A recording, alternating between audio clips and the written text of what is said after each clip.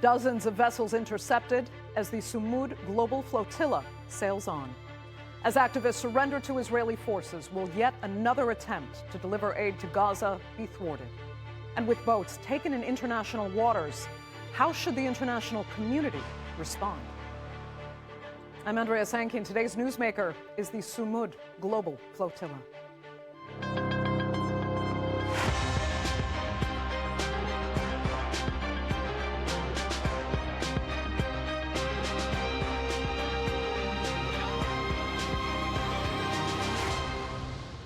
One by one, almost 4 dozen aid vessels sailing to Gaza have been intercepted by Israeli forces. It shouldn't be a surprise, but still, the legal questions surrounding their journey's obstruction in international waters are outstanding. South Africa has called the detained crew abductees, among them Nelson Mandela's own grandson. President Cyril Ramaphosa says Israeli actions reinforce a continuing violation of international law. And with no consequences, those violations look set to continue further. But how far will they go? Here's a look. The Global Sumud Flotilla, steadfast in its mission to break Israel's siege of Gaza, intercepted under the cover of darkness in the early hours of Thursday morning. One by one, interceptions began off the coast of Gaza. This is the Israeli Navy. You are approaching a blockaded zone. If you wish to deliver aid to Gaza, you may do so through the established channels. Please change your course toward the port of Ashdod, where the aid will undergo a security inspection. The flotilla was spread out, and although the detentions were largely peaceful, the atmosphere on some ships became tense and defiant as initial reports filtered through. We were notified that 12 military vessels are approaching the flotilla. We are at 12 nautical miles. This was reported approximately 20 minutes ago, and they're about to arrive at one of the vessels. We will be in contact. Also, this interception is in international waters. This is totally illegal and violates international agreements and law.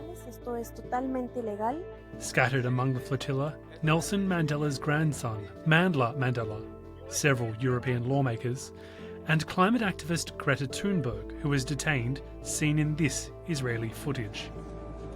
Israel has insisted Thunberg is fine. Thank you. So, they're coming! Finally! Look at that! Do you see it? There? Are you all happy? Are you all happy now? Do you think we're scared? We're not scared. We're not scared of bullies. As news of Israel seizing the boats spread on the sea, anger spilled onto land in several countries, such as Italy, Spain, Germany, Tunisia and Turkey. Italian unions called for a general strike on Friday. In their words, in defence of the flotilla, constitutional values and for Gaza. Colombia responded by expelling all Israeli diplomats remaining in the country and terminated Colombia's free trade agreement with Israel, while calling for the release of 2 Colombians who were part of the flotilla. They denounced the interception as an international crime. Meanwhile, Israel is stepping up its assault on Gaza City as Hamas considers President Trump's latest plan to end the war. Israel says it's taken the flotilla detainees to a port near Ashdod. They arrived on land, defiant in their support for the Palestinians, while further down the coast, Gaza sits, destroyed and broken by almost 2 years of war. So can Sumud, meaning steadfast perseverance, persist enough to get any of the flotilla's boats to Gaza? Well, joining me now to debate that and more are from Tel Aviv, political analyst and contributor to Haaretz, Akiva Eldar. From Birmingham, Palestinian writer and analyst Kamel Hawwash. And hopefully joining us very shortly Onboard the Shireen, one of the flotilla's vessels, will be human rights campaigner Akiva Eldar. But for right now, Akiva, I'll start with you because we knew Israel would not let these vessels through. So is this all unfolding as you expected? Yeah, I think that it didn't get much attention here in Israel because it's Yom Kippur today. The television networks are shut down. You can't see many people in the streets. Most of them are in synagogue. They are fasting. So actually, if it was meant to catch the attention and gain and score points in the Israeli public opinion, I think that this is not happening. On the wires, of course, you can watch the Israeli raid on the flotilla, but the Israelis are still busy with their hope to see the captives back, the end of the war. And this is actually another chapter in what happened last week at the White House, at the UN. It's the world is against us. And what is now on the headlines in Israel is what happened in Manchester, that Israel is becoming a burden, not only to the Israelis, but also to the Jewish communities overseas. And it seems that it's not just for an Israeli who doesn't feel safe in his own country, but it's now becoming very difficult to be a Jew elsewhere.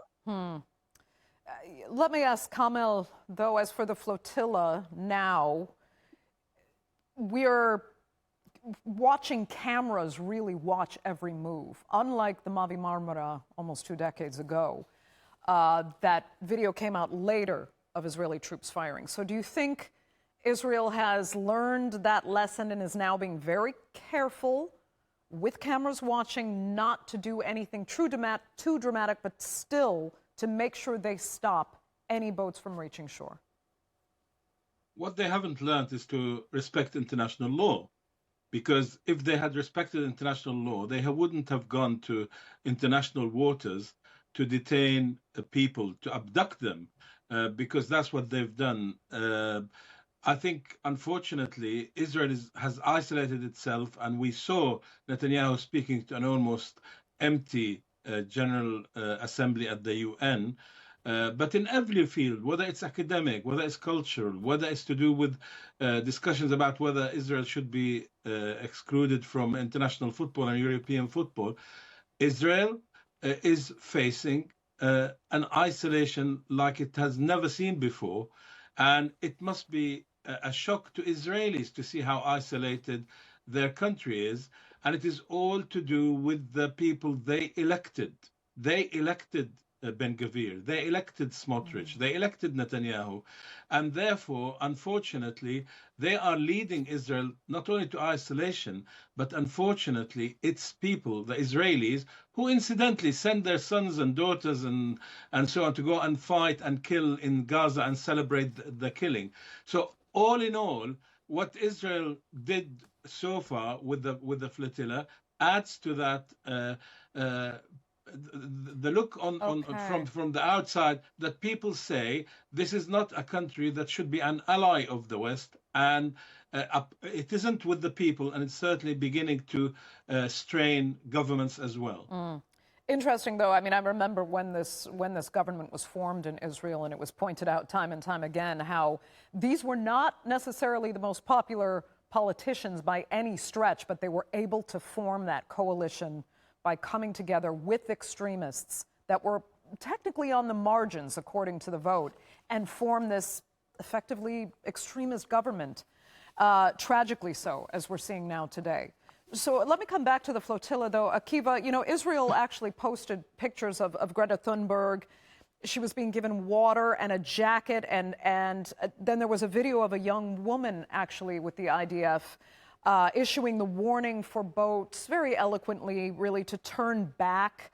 So it makes one notice how well Israel seems to be managing, or at least trying to manage, the PR of all this. Well, I agree, Andrea, that Israel has learned some lessons from the previous flotilla blunder. And as we remember, 9 people were killed. So today, so far, there are no fatalities. And it seems that it's part of a public relations campaign. Israel is trying to minimize the damage by showing this footage. But I'm afraid that it doesn't help the Palestinian people in Gaza. That I want to remind you, the viewers, that the blockade is almost 20 years old. It started in 2006 as a punishment to the Palestinian people that elected the Hamas. Actually, my colleague mentioned that the Israelis elected their own Hamas, the allies of Hamas, Netanyahu and Ben Gvir. They would rather have the Hamas in charge than the PA, as Netanyahu said clearly at the UN, and he says it again and again, that we can forget about a two-state solution. There will never be, as long as he's there, there will never be a Palestinian state. So I think that the whole thing of the flotilla and the embargo, the blockade, is should be marginalized. We have to go back to the main issue, which is a diplomatic solution, going back to the negotiating table. And this is something that will be forgotten tomorrow. The thing is that we Israelis start feeling that there is a blockade on Israel. It's not very nice to visit Europe with an Israeli passport. It's not recommended to speak Hebrew in restaurants in Rome or in Paris. We are not being Israelis. And this flotilla is sending a message to the world that there is a blockade, but not only on Gaza. It's a blockade on Israel. Yeah, I mean, it's a blockade, though, that causes starvation and true human suffering in Gaza, while it's a blockade that causes inconvenience mostly for kind of Israelis abroad. But let me, Akiva, I believe we might be losing you in a few minutes. So in the meantime, I have to ask you what you think other governments, or I should say, what other governments have to say and how they respond to this blockade. Actually, I'm going to interrupt you, Akiva. I think we actually have Akiva. Akiva Butterly is joining us now from the Shireen. That is one of the vessels that is now sailing in the flotilla that hasn't been taken by Israeli forces. Akiva, I hope you can hear me. I know you're still at sea, but you do know that Israeli troops, of course, have already taken most of the vessels in this flotilla. Tell us, how is your boat still sailing, and what do you expect as you come closer to Gaza? Do you expect to reach Gaza? No, so we're actually quite far away from the last remaining 3 boats that were setting sail for Gaza, out of the over 40 that have now been intercepted, illegally boarded, and participants forced against their will to dock in Ashdod port. We are a legal observer and legal support boat, so we did not try and sail directly to Gaza. We sailed with this flotilla for the last month, monitoring, trying to put frames of international humanitarian law around the mission itself. And now we are pivoting to the second wave boats that will set sail for Gaza in the coming days. Okay, Akiva, it's very difficult to hear you, but I'll ask you this. Are you at least relieved so far that no shots have been fired? And from what we know, no one has been hurt. Yes, I've been involved in Gaza Sea mission since 2008. During that time, I've been on boats that made it to Gaza, other ones that were attacked, and other ones preventing from leaving dock. So I remember very clearly in 2010, the 9 participants on the 2010 flotilla killed immediately on board, and one more passed away months later. So yes, it was a relief for everybody that there was no extreme violence used in the interception, and that all of the participants, almost all 500 of them, seemed to be okay and in good health. So at this point, having seen what you've seen, as far as the Israeli response is concerned? How do you want to see the international community and other governments respond to the Israeli action taken? So, in a best case scenario, what we're calling for from governments is obviously the immediate release of all of the flotilla participants, over 500 of them from 44 different countries. But more important than that, we're actually calling on our governments to take meaningful action vis-a-vis Gaza to stop the genocide, to exert sufficient political will enough to open the borders and do everything that our governments have failed to do for the last 2 years of live stream genocide. So although the flotilla became the story, the flotilla has always been envisioned as a bridge into Gaza, where the stories that need to be told of people sustaining an attempt to eradicate them is actually being told. And that's why we've been trying to focus on journalists, Palestinian journalists in Gaza, healthcare workers, educators, children, communities, to really try and illustrate that it is because of governmental inaction in the face of daily massacres that civilians from across the world took this action. Yeah, and speaking of education, if I can put it that way, something we can't forget is the fact that you're on board a ship that is called Shireen, named after Shireen Abu Akleh. How much does that mean to you, the symbolism of that name alone? On a political level, a lot. As a loyal daughter of Palestine, the assassinated, brave and beautiful Shireen Abu Akleh was an example to so many. I also met her in my early 20s when I was shot in a refugee camp in Jenin in the West Bank, and she was one of the first people who came to visit me. I just remember her beautiful, calming, supportive energy, and I think she was a source of not only courage and hope for so many Palestinians, but also of comfort, that she told their stories with truth, with commitment, and with courage for so many decades. Okay. Let me cross back then to Akiva, if I can. I know he has to leave very soon. Akiva, I've got you for, I think, one last question, if we still have your connection and you can hear me. I was asking you what you would like to see the international community and other governments do at this point. We just pointed out on our screen that Colombia, for example, has been expelling some Israeli diplomats. You talked about how Israelis feel personally uncomfortable outside of Israel now. They don't want to be speaking Hebrew, for example, in public places. But what about the concrete action you want to see governments take? I think that the governments have to send a clear message to the Israeli people that we have nothing against you, the Israeli people or the Jewish people, but if you prefer to select this kind of government of a bunch of zealots that I see as a threat to my children and my grandchildren, you will be under blockade and you are not going to be welcome. But if you go back to the negotiating table and respect your neighbors, we can go back to square one where we were in Oslo and in Madrid conference, and we can help you to reach out to the Palestinian people. And what we need in this day of Yom Kippur is remorse. And we will have to pay attention for many years to the reputation, bad reputation that Israel is getting these days, and work very hard to repair it. Kamel, does that sound at all logical to you? Because there are those arguably more cynical people now who say it's just gotten so bad, particularly in Gaza, where starvation has been documented. The situation is so desperate that it's unknown how Israel can come back from this and redeem itself at all.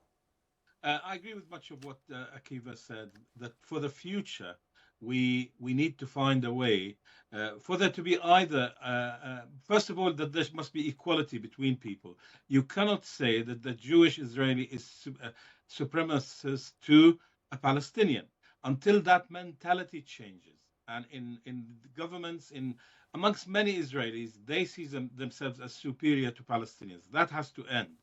And that means you then get to a point where you say, Is this truly a democracy where people should live together with equal rights, i.e. Palestinians and Jewish Israelis?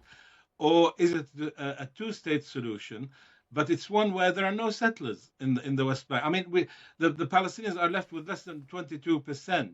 So they move towards something that will bring peace. We know Netanyahu and his clan do not want peace, do not acknowledge the Palestinians. They see them as human animals. That has to change.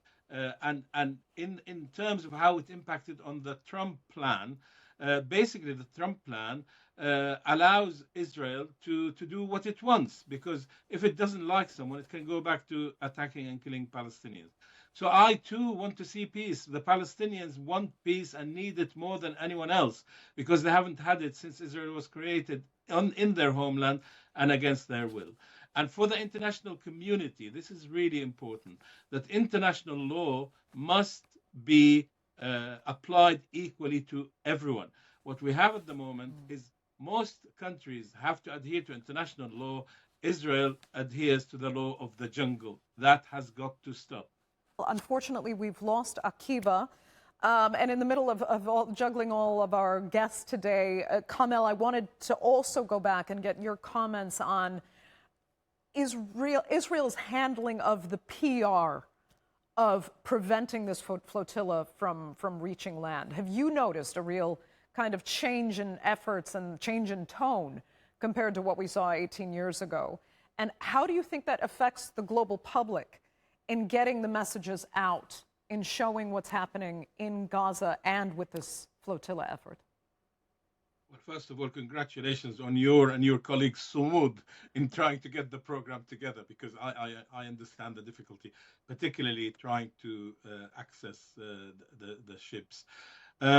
I've said that Israel has introduced two new weapons that it has used in this war in a systematic way. One is the weapon of starvation, and the other one is the weapon of lying.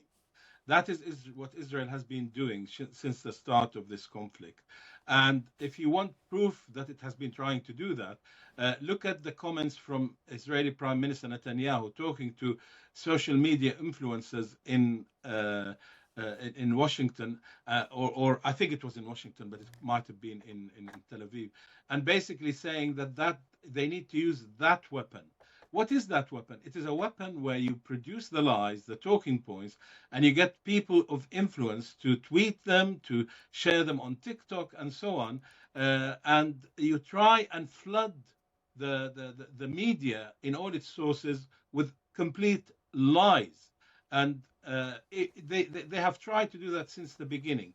For example, calling the flotilla and calling your guest who's on it as supporters of Hamas, calling that flotilla a Hamas flotilla. Really? Really? Why don't you just admit that these are human beings? They're showing you their humanity. They're taking baby milk to Gaza because you are stopping it. But when you listen to them speak, you think they're flooding the Gaza Strip with food and aid. They are not. They are deliberately starving the Palestinians. They are deliberately telling them to move from one place to another. I listened to an old lady yesterday who said she'd moved 26 times in 2 years. She doesn't have a house. There are children who don't know what a home is. You know, if they were born just before the attack on Gaza or after it, they will not know what living in a home is. They've lived either in a tent or on the street. And that is despicable. That is despicable, that a country that pretends to be the only democracy in the Middle East with the most moral army in the world is neither. Its army is a terrorist organization financed by the United States arms. And it's as a democracy, if this is what democracy produces, my goodness me, they shouldn't be trying to teach other countries how to become democratic. So I think they have used these two weapons, but Israel is isolated. And we need to get to a situation, and I'll finish with this, like South Africa, which was isolated in all fields until apartheid fell, and Nelson Mandela, who was seen as a terrorist in the West, became a hero. Yeah, we can't forget as well that even before October 7th, Gaza was described as an open-air prison by the United Nations. Yes. And now we're seeing the conditions deteriorate from there. Okay.